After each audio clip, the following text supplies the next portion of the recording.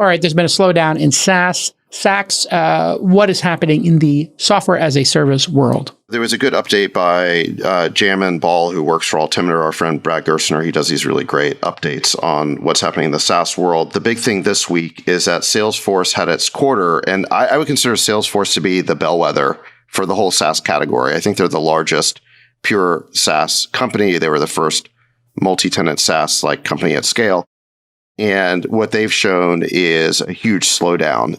Basically, their net new ARR that they just added in the previous quarter dropped 2/3 compared to the previous quarter. But because their sales and marketing spend was the same as the previous quarter, it exploded their CAC payback, which means the amount of time it takes to pay back your customer acquisition costs for a given customer. So you see there 155 months it would take now to pay back the customer acquisition costs. That's over 10 years. That doesn't work. I mean, I think before this quarter, it was more like 2.5 years. That's something that you can afford. A company can't, if you're spending 10 years of, gross profit on a customer to acquire them, the business doesn't make sense. So now I'm not saying any of this to pick on Salesforce. It's an exceptionally run company, one of the absolute best. Mark Benioff, fantastic CEO, founder, great human being. But I think the point here is that what you're seeing is the whole SaaS industry is really slowing down here. In the first half of the year, you saw SaaS valuations correct. Now we're actually seeing SaaS top line correct.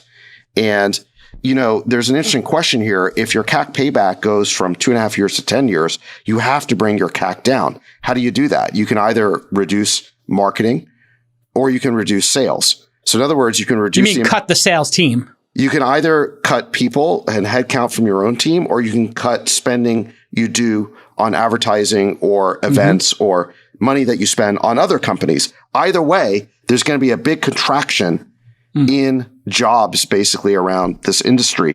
And I think that what that could do is cause a vicious cycle where death spiral? We start seeing, I wouldn't say death spiral. I think this vicious cycle for the next year or so where seat contraction becomes the norm instead of seat expansion.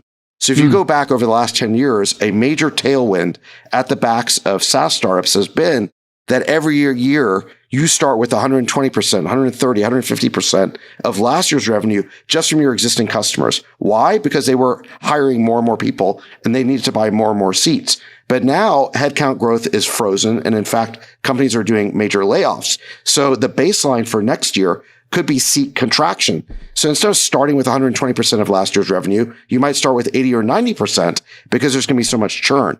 So I think that, SaaS companies need to take this into account. This idea that like growth is on autopilot, that could start to go in reverse. I don't think permanently, but I think for the next year or so. This is why I tweeted, 2x is the new 3x. If you can grow 2x year over year in this environment, that is as good as or better than growing 3x last year.